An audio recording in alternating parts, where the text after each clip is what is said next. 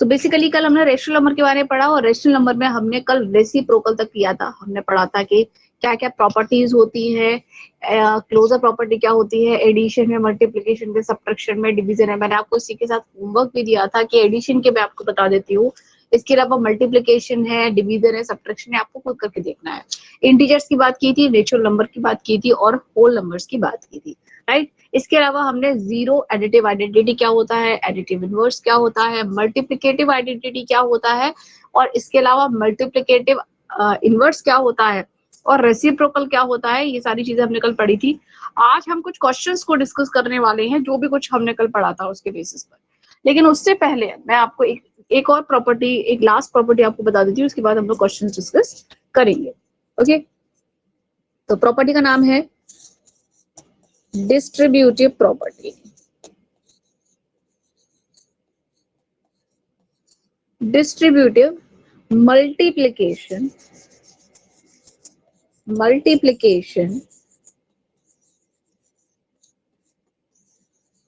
Over addition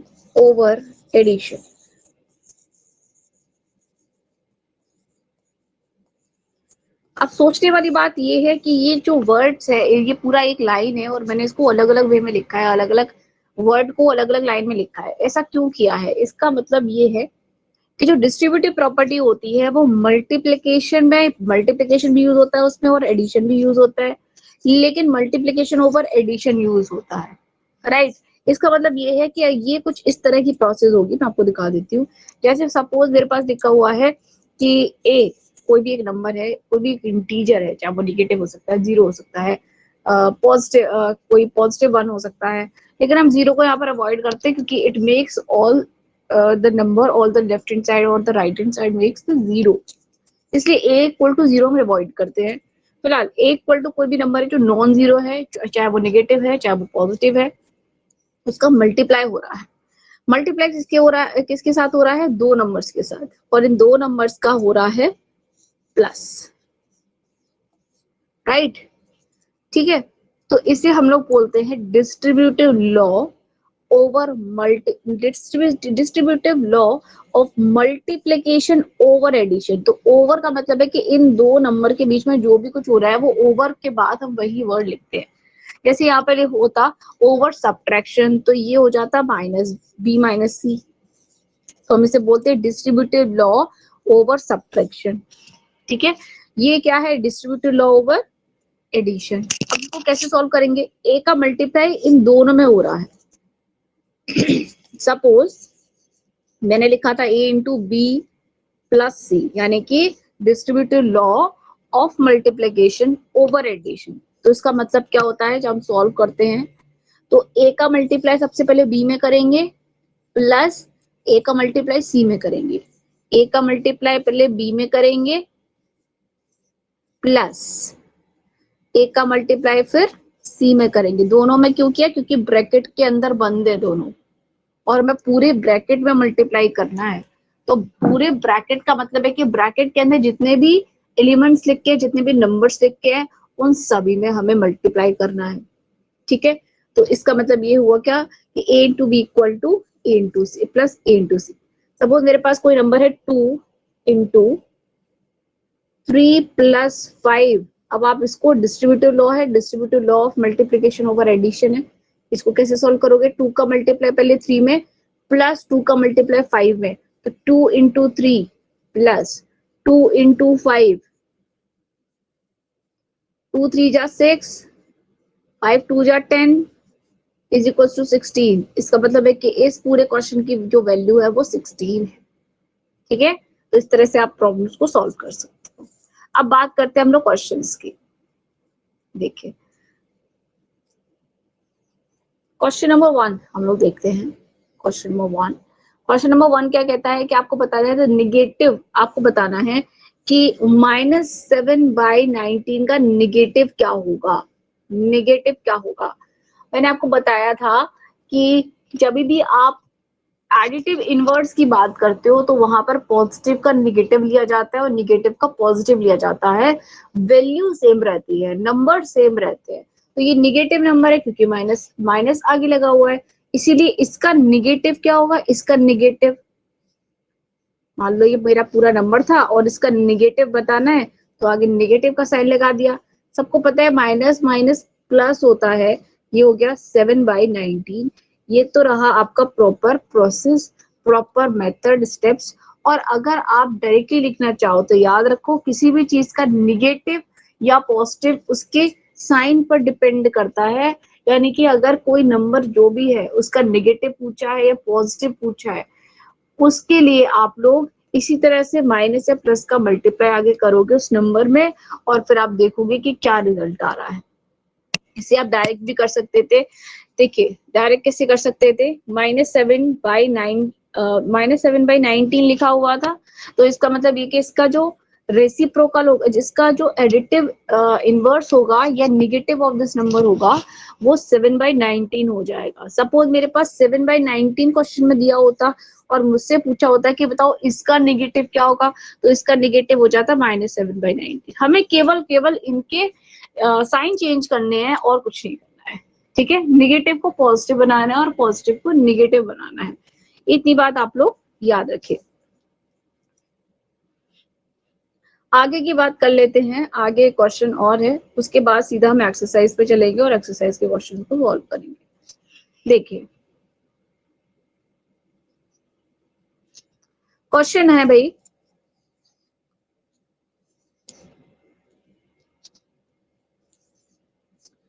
question है multiply 17/33 by the reciprocal of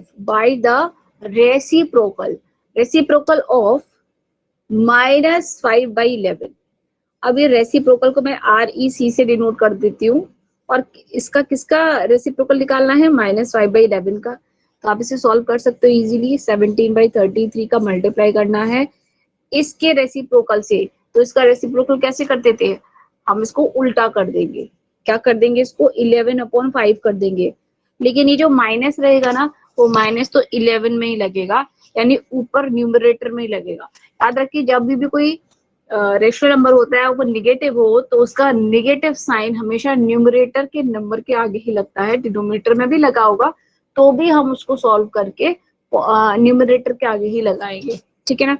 अब देखो 11 1 जा 11, 11 3 जा 33। आप देखोगे तो अब कुछ भी कैंसिल आउट नहीं हो रहा है। 17 1 जा 17, क्योंकि ये -1 है इसलिए माइनस का बना देगा, प्लस माइनस माइनस, और 3 5 जा 15 हो जाएगा। आंसर हो जाएगा -17/15। ठीक है, अब हम लोग बात करते हैं एक्सरसाइज की। ठीक है, तो हम स्टार्ट करते हैं एक्सरसाइज 1.1। एक्सरसाइज अगर बात करें तो इसमें सबसे पहले तो हमें क्वेश्चन दिया गया है। क्वेश्चन नंबर 1 की बात करते हैं। Using appropriate properties find. आपको जितनी भी प्रॉपर्टीज बताई गई है, चाहे वो क्लोजर प्रॉपर्टी हो, एसोसिएटिव हो, कम्यूटेटिव हो, डिस्ट्रीब्यूटिव हो, ठीक है ना, ये सारी प्रॉपर्टीज को आपको यूज करना है, ध्यान में रखना है, और आने वाले इस क्वेश्चन को देखना है, समझना है। एक ही पार्ट बताऊंगी मैं, क्योंकि बाकी आपको करना है। जितना आप खुद करोगे उतना ही मैथ्स में सीखोगे। सब कुछ मेरे बताने से आप नहीं सीख सकते। बाकी किसी भी प्रॉब्लम के लिए मैं हूं आपके साथ, राइट। तो using appropriate properties find, question है एनसीईआरटी का क्वेश्चन है, मैं एनसीईआरटी से पढ़ा रही हूँ। -2/3 into 3/5 plus 5/2 minus 3/5 into 1/6। अगर आप इस क्वेश्चन को ध्यान से देखोगे तो आपको कुछ पेयर्स मिलेंगे। ठीक है ना। अब क्या पेयर है, देखो मैंने आपको एक प्रॉपर्टी बताई थी। कौन सी प्रॉपर्टी थी, मैंने प्रॉपर्टी बताई थी आपको एसोसिएटिव प्रॉपर्टी।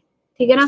तो या तो आप इन दोनों को पहले यूज कर लो, फिर इस टोटल को आप यूज करो, या फिर आप इन दोनों को यूज करो एंड देन फिर इन तीनों को सॉल्व करो।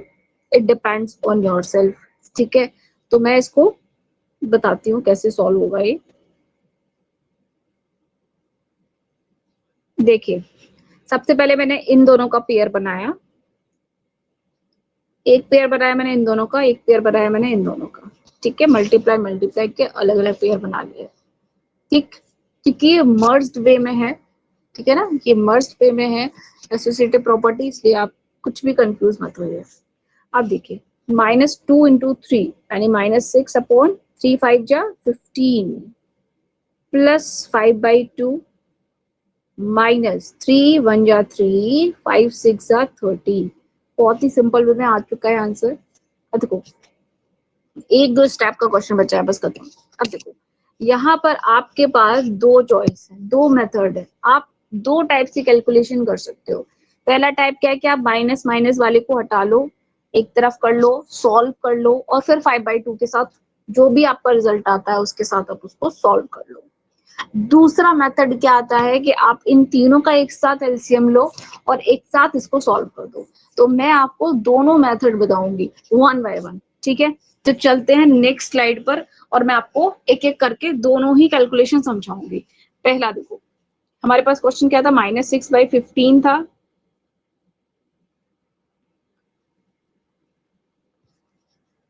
-6/15 और था ये प्लस 5/2 माइनस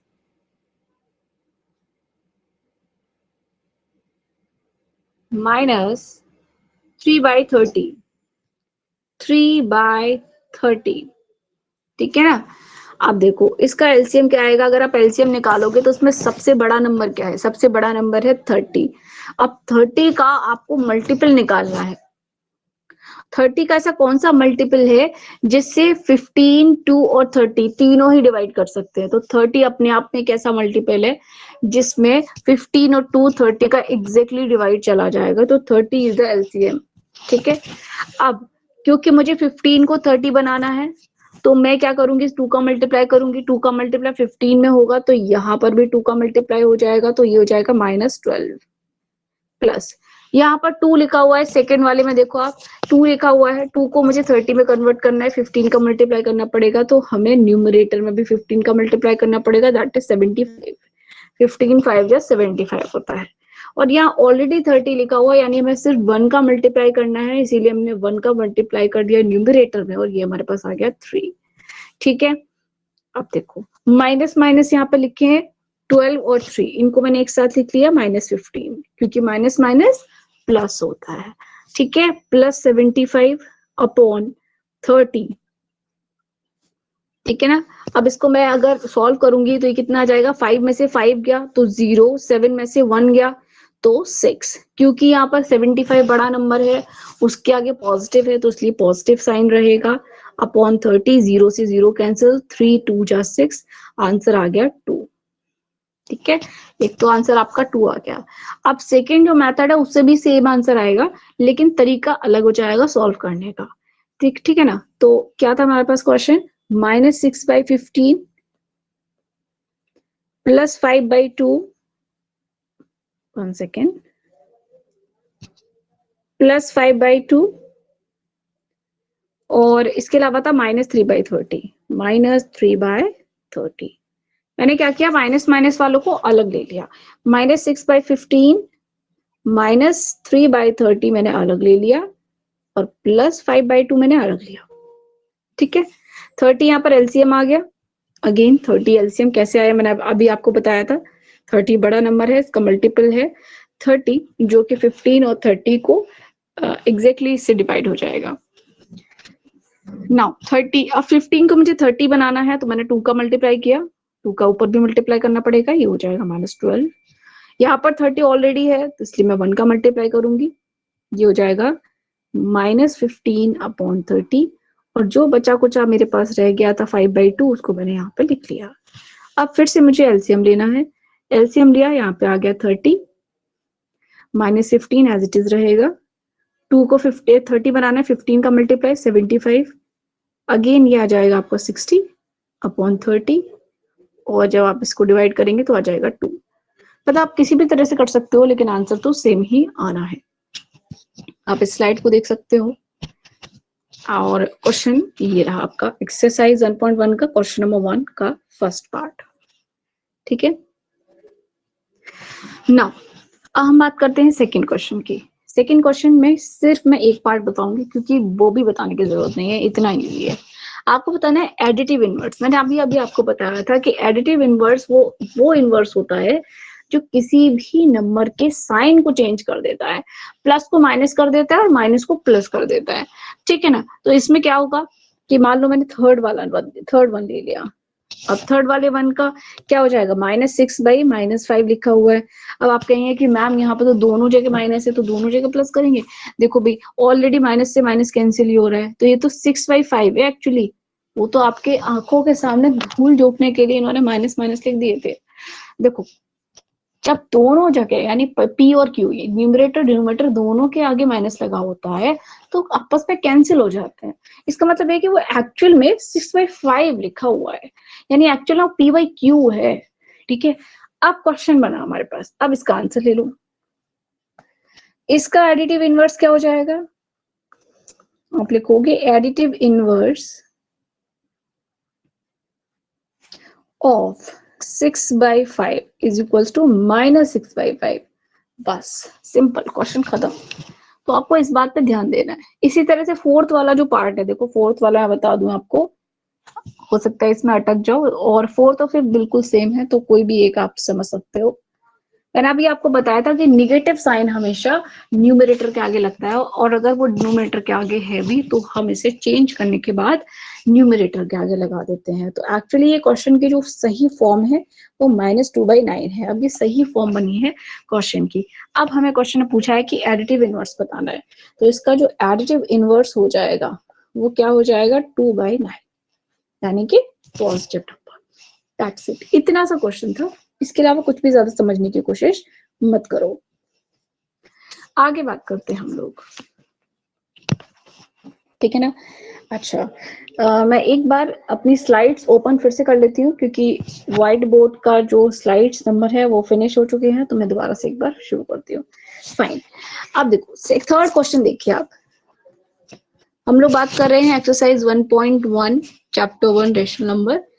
एक बार मैं फिर से बता दूं, थर्ड क्वेश्चन की बात करें तो आपको वेरीफाई करना है कि minus minus X equals to X होता है, ठीक है ना। तो ये वेरीफाई आप कैसे करोगे, देखो, लेकिन हाँ एक चीज और है कि ये आपको सिर्फ फॉर्म दी गई है।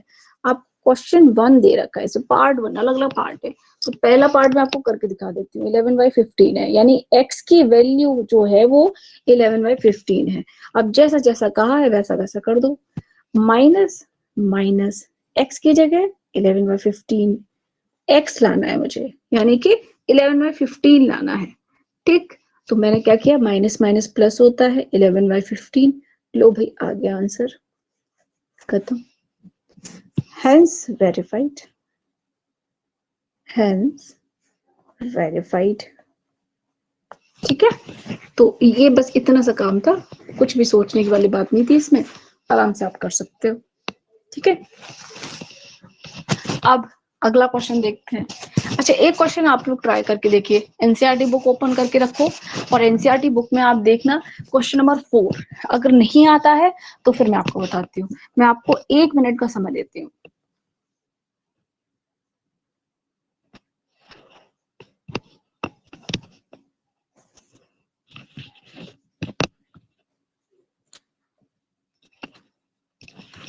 ओके, सो बेसिकली इस क्वेश्चन में कुछ भी ऐसा नहीं था जो आपको कॉपी पेन उठाने की जरूरत पड़े। देखो भाई आपसे ये पूछा गया था फोर्थ वाले क्वेश्चन में कि find the multiplicative inverse of the following. अभी तक मैंने आपको बताया था एडिटिव इनवर्स, जिसमें हम पॉजिटिव को नेगेटिव कर देते हैं और नेगेटिव साइन को हम पॉजिटिव कर देते हैं। लेकिन मल्टीप्लिकेटिव इनवर्स में क्या होता है, हम उसका रेसिप्रोकल करते हैं, ठीक है। तो जैसे मैंने आपको बताया था कि मल्टीप्लिकेटिव इनवर्स का मतलब है कि ए का जो इनवर्स है वो ए इनवर्स है, तभी तो हमें आइडेंटिटी एलिमेंट मिलता है। और आइडेंटिटी एलिमेंट क्या होता है, 1 होता है। मल्टीप्लिकेटिव आइडेंटिटी मैंने आपको बताया भी था, 1 होता है, 1, ठीक है। जैसे मैंने आपको एग्जाम्पल के तौर पे बताया था कि सपोज 1/3 है और इसका इनवर्स क्या होना चाहिए कि 1 आ जाए, तो ऑब्वियसली 3 होना चाहिए। तो आप एक बात बताओ, आइडेंटिटी एलिमेंट आ गया, तो ये बात बताइए कि 3 का 3/1 लिख दिया, 1/3 3/1 का रेसिप्रोकल है और 3/1 1/3 का रेसिप्रोकल है, ठीक है। यही बात समझाने की कोशिश कर रही थी आपको। चलो नेक्स्ट देखो भाई, क्वेश्चन क्या है, मैं आपको बता देती हूँ सेकेंड वाला। सबसे पहले हम लोग फोर्थ के सेकेंड की बात करते हैं। समझ में आ गया होगा बच्चों को, वैसे इतना टफ नहीं था। -13/19 लिखा हुआ है, आपको बताना है इसका मल्टीप्लिकेटिव इनवर्स क्या होगा। मल्टीप्लिकेटिव इनवर्स के लिए आप इसका मल्टीप्लाई कर दो उसके रेसिप्रोकल से, यानी कि 19/-13 से। मैंने आपको बताया था कि नीचे डिनोमिनेटर में माइनस नहीं लगता है, तो ये हो जाएगा -13/9 इंटू -19/13। सॉल्व करोगे ना 1 आ गया, ठीक है। तो इसलिए -13/19 का जो रेसिप्रोकल है या मल्टीप्लिकेटिव इनवर्स है वो 19/-13 हो गया। ये सिर्फ आपको प्रूव करने के लिए था, ये भी करने की जरूरत नहीं है, सिर्फ यहीं पर आंसर फिनिश हो जाएगा, ठीक है। फिर नेक्स्ट अगर मैं आपको बताऊं, एक क्वेश्चन मैं लेती हूँ फोर्थ वाला, जिसमें मुझे लगता है कि आपको थोड़ी सी दिक्कत आ सकती है, ठीक है ना। और जैसे सेम ब्लैक कलर से लिख रही हूँ, कुछ चेंज हो जाए, चलो रेड से लिखती हूँ। ओके, सो -5/8 इंटू -3/7। आपको बताना है कि इसका रेसिप्रोकल क्या होगा या इसका एडिटिव इनवर्स मल्टीप्लिकेटिव इनवर्स क्या होगा, ठीक है ना। तो सबसे पहले तो उसको सॉल्व करना पड़ेगा, हमें एक सिंगल रेशनल नंबर में से कन्वर्ट करना पड़ेगा, उसके बाद ही हम पता लगा सकते हैं। तो देखो भाई क्या होगा, यहाँ पर कुछ भी कैंसिल नहीं हो रहा है, तो हम सिंपल इसका मल्टीप्लाई कर देंगे। न्यूमरेटर का न्यूमरेटर से, डिनोमिनेटर का डिनोमिनेटर से। माइनस माइनस प्लस, 5 3 जा 15 और 8 7 जा 56, ठीक है। अब इसका मल्टीप्लिकेटिव इनवर्स हो जाएगा इसका रेसिप्रोकल, दैट इज 56/15। आंसर हो गया, फिनिश, ठीक है। इस तरह से आप इसे कर सकते हो, फाइन। अच्छा, आपको लेकिन क्वेश्चन पूछा था किसमें, क्वेश्चन आपसे पूछा था मल्टीप्लिकेशन में। तो मल्टीप्लिकेशन में ही इसको आंसर देना है आपको। तो आप इसे कैसे करोगे, -5/8 इंटू -3/7 है, इसका मल्टीप्लिकेटिव इनवर्स क्या हो जाएगा, इसका मल्टीप्लिकेटिव इनवर्स लिख दो, इसका लिख दो, तो हो जाएगा -8/5 इंटू -7/3, दैट्स इट, फिनिश हो गया। अब आप देखो सॉल्व करके वही आ जाएगा, देखो कोई 56/15, यही आंसर आया था पहले, यही आंसर आया था, ठीक है ना। तो इस तरह से आप सॉल्व कर सकते हो, जिस फॉर्म में आपसे पूछा गया ना क्वेश्चन, उसी फॉर्म में आप आंसर दीजिए, बेहतर होगा। आगे बात करते हैं फिफ्थ क्वेश्चन की। फिफ्थ क्वेश्चन क्या है, name the property under multiplication used in each of the following. आपसे पूछा गया है कि प्रॉपर्टी का नाम क्या होगा। देखो फर्स्ट वाली अगर प्रॉपर्टी की बात करें, मैं पहला ही एग्जांपल देती हूँ, ठीक है ना। तो मुझे साफ साफ दिख रहा है यहाँ पर पहली जो प्रॉपर्टी है वो क्या है, दूसरी क्या है। देखो भाई सभी में कम्यूटेटिव प्रॉपर्टी पूछी गई आपसे, और थर्ड वाले में क्लोजर पूछी गई है। तो आप यहाँ पर लिख सकते हो,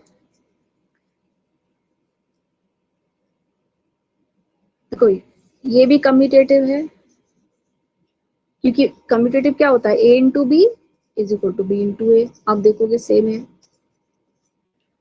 सेकंड सेकंड पे क्या है भाई, ये भी कम्यूटेटिव है। और थर्ड थर्ड भी सेम फॉर्म में, और ये भी ये क्लोजर भी। ये क्लोजर क्यों है मैं बताती हूँ, कि किसकी फॉर्म अलग है। अगर आप फिफ्थ क्वेश्चन के थर्ड पार्ट की तरफ पढ़ेंगे तो आप देखोगे कि -19/29 इंटू 29/-19 इज इक्वल्स टू 1 दिया गया है, ठीक है। अच्छा, ये जो प्रॉपर्टी है वो दरअसल क्लोजर भी नहीं है, देखो मैं बता देती हूँ। ये जो प्रॉपर्टी है वो है इनवर्स प्रॉपर्टी। इनवर्स, ध्यान से देखो भाई, आइडेंटिटी एलिमेंट आ रहा है, मल्टीप्लिकेटिव आइडेंटिटी, मल्टीप्लाई हो रहा है, मल्टीप्लिकेटिव आइडेंटिटी आ गई, रेसिप्रोकल आ गया। इसका मतलब है कि ये क्या है, इनवर्स प्रॉपर्टी है ये, ठीक है। ये भाई इनवर्स प्रॉपर्टी है, ठीक है। तो इस तरह से आप लोग ध्यान रखिएगा, छोटी छोटी बातें हैं। सिक्स क्वेश्चन देखते हैं। सिक्स क्वेश्चन क्या, multiply 6/13 by the reciprocal of -7/16। यानी 6/13 को आपको मल्टीप्लाई करना है -7/16 के रेसिप्रोकल से। रेसिप्रोकल ऑफ -7/16, 6/13 इंटू रेसिप्रोकल इसका करना है, तो आप क्या करोगे, -16/7, ठीक है। कुछ भी कैंसिल नहीं हो रहा है, तो बस सिंपली आप मल्टीप्लाई कर दो, क्योंकि एक माइनस है दूसरा पॉजिटिव है, प्लस माइनस माइनस होता है। तो क्या 96, 16 6 96 और 13 7 91, आंसर हो चुका है। ठीक है, सिंपल सिंपल क्वेश्चन हैं। अब बात करते हैं 7th क्वेश्चन की। 7th क्वेश्चन आपसे पूछा है कि what is the property. Okay, आपको बताना है भाई, सिंपल सी बात है। 1/3 into 6 into 4/3 is equals to 1/3 into 6 into 4/3। मैंने आपको बताया था कल कि जब भी प्रॉपर्टी कुछ इस तरह की हो,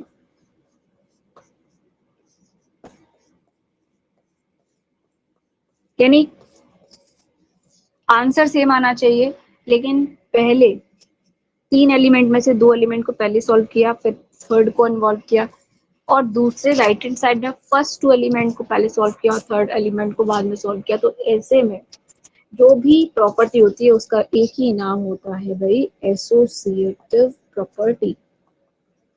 और आप इसे इजीली कनेक्ट कर सकते हो, एसोसिएटिव प्रॉपर्टी ही। ठीक है, 7 का आंसर हो गया एसोसिएटिव प्रॉपर्टी।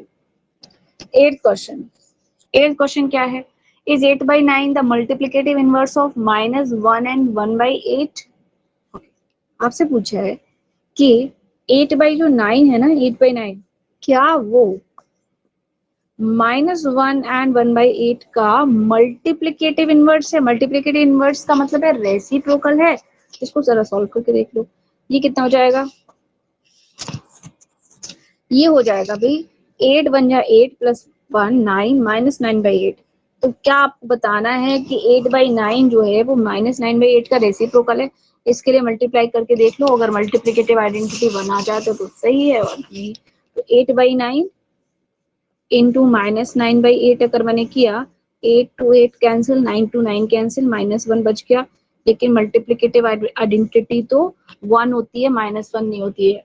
ठीक है, so this is not a multiplicative inverse. So 8/9 is not the multiplicative inverse of -1 and 1/8 because it does not give the multiplicative identity 1. बात करते हैं 9th क्वेश्चन की। 9th क्वेश्चन है, is 0.3 the multiplicative inverse of 3 and 1/3? why or why not? आपसे पूछा है कि जो 0.3 है ना, क्या वो मल्टीप्लिकेटिव इनवर्स है 3 एंड 1/3 का? देख लो भाई 1 आता है नहीं। देखो, अगर मैं इसको सॉल्व करूं तो ये क्या हो जाएगा? 0.3 अपॉन 10 अगर मैंने लगा दिया तो पॉइंट हट जाएगा, इंटू 3 3 9 प्लस 1 10/3। इसको मैंने इम्प्रॉपर फ्रैक्शन में चेंज कर लिया, ये मिक्स फ्रैक्शन में था। 3 से 3 कैंसिल, 10 से 10 कैंसिल, 1 आ गया। इसका मतलब है आप लिखोगे yes 0.3 is the multiplicative inverse of 3 and 1/3।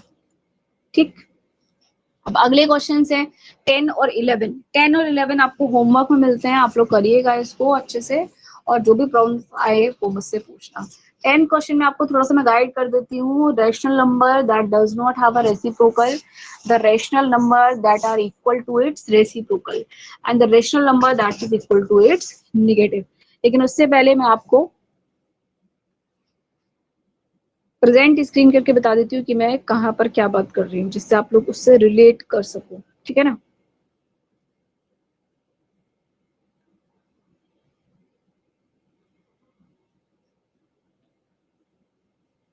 Just hold for minute, मैं अभी आपको बताती हूँ।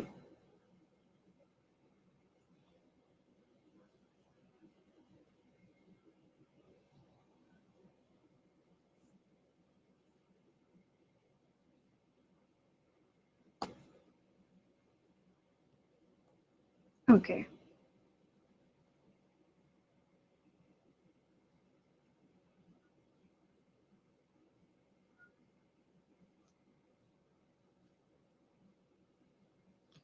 Okay fine. सो बेसिकली मैंने अभी चैप्टर ओपन कर लिया है, और मैं आपको शेयर स्क्रीन करके बता देती हूँ कि मैं कहाँ पर क्या बात कर रही हूँ, जिससे आप लोग उससे रिलेट कर सको।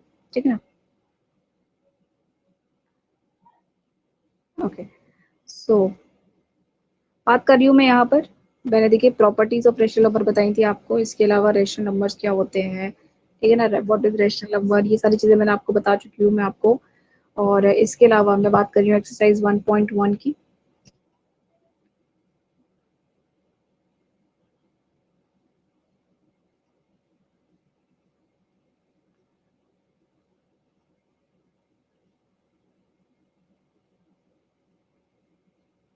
ओके, सो एक्सरसाइज 1.1 में क्वेश्चन नंबर 10 की बात कर रही थी मैं। आई थिंक आपको विजिबल होगा, it is sufficient visible to all. Okay, so basically बात मैं ये कर रही थी कि अगर मैं बात करूं क्वेश्चन नंबर 10 की, ठीक है, तो 10 क्वेश्चन का फर्स्ट पार्ट क्या कहता है कि the rational number that does not have a reciprocal, ऐसा कौन सा रेशनल नंबर जिसका कोई रेसिप्रोकल नहीं होता है। तो भाई एक वन एक ऐसा नंबर है जिसका कोई रेसिप्रोकल नहीं होता है, क्योंकि वन तो अपने आप का ही रेसिप्रोकल है, उसका अलग से कोई रेसिप्रोकल होगा ही नहीं, तो आंसर हो जाएगा वन। ठीक है, सेकेंड है the rational number that are equal to their reciprocal. अब ऐसा कौन सा रेशनल नंबर है जो अपने ही ऐसा कौन सा रेशनल नंबर है दैट डज नॉट हैव, हाँ ठीक है। अब the rational number that are equal to their reciprocal, तो भी इसका आंसर हो जाएगा वो वन ही हो जाएगा, कि भाई वन ही ऐसा है जो कि एक रेशनल नंबर भी है जो अपने ही रेसिप्रोकल के इक्वल भी होता है। और बाद की बात करते हैं the rational number that is equal to its negative. आपको बताना है कि ऐसा कौन सा रेशनल नंबर है जो कि अपने नेगेटिव के इक्वल होता है, तो भाई जीरो, क्यों 0.1 करेंगे, ठीक है ना, 0.1 करेंगे तो ये अपने ही नेगेटिव के इक्वल होगा, क्योंकि ये माइनस जीरो, देखो जीरो तो न्यूट्रल होता है, तो 0.1 करो या -0.1 करो वो 0.1 ही है, क्योंकि जीरो इज न्यूट्रल, ठीक है ना, वो नेगेटिव भी नहीं होता, वो पॉजिटिव भी नहीं होता, तो आंसर हो जाएगा 110। बात करते हैं नेक्स्ट, ठीक है ना, नेक्स्ट बात करते हैं हम लोग फिल इन द ब्लैंक की, ठीक है ना। तो मैं इसको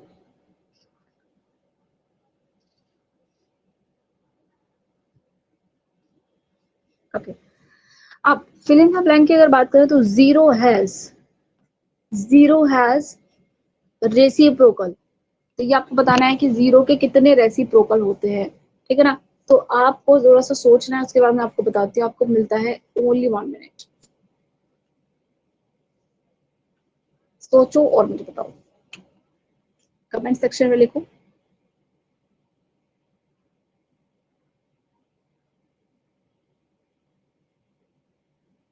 ओके, सो बेसिकली आपको ये बताना था कि जीरो हैज रेसिप्रोकल, जीरो के कितने रेसिप्रोकल होते हैं। जीरो का कोई रेसिप्रोकल नहीं होता, क्योंकि जैसे ही हमने 1/0 किया ना, इंफिनिटी हो जाएगा, जिसे हम काउंट ही नहीं करते हैं, ठीक है ना।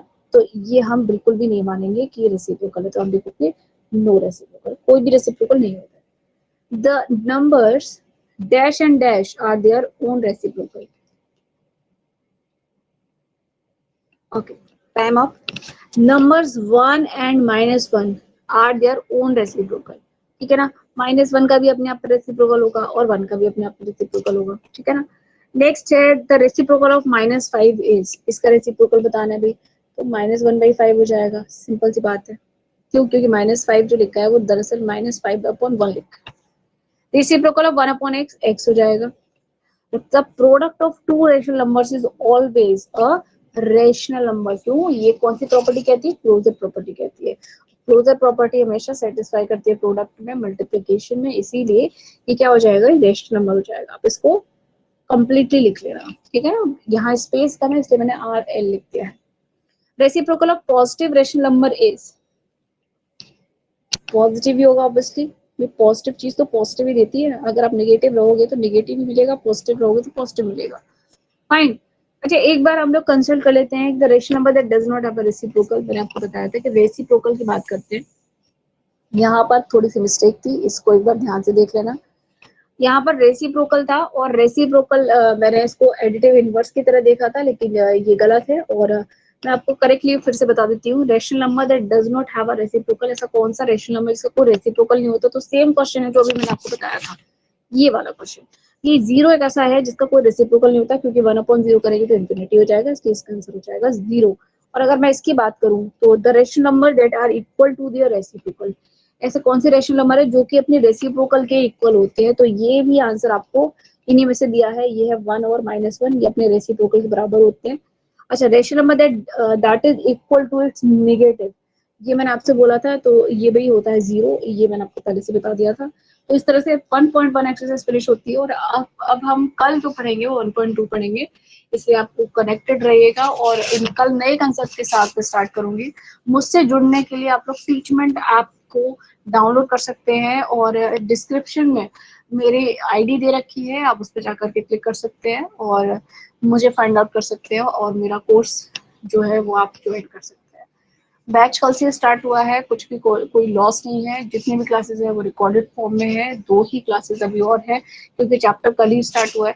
तो आप कहीं पे भी पिछड़े हुए भी नहीं हो और आराम से आप ज्वाइन कर सकते हो। आज ही कल जब भी आप कर सकते हो। और आप मेरे साथ जुड़ जाइए जल्दी से और फिर हम लोग स्टार्ट करेंगे एक नए तरीके से। तो बने रहिए और अच्छा लगा हो वीडियो तो लाइक कीजिए। Thank you.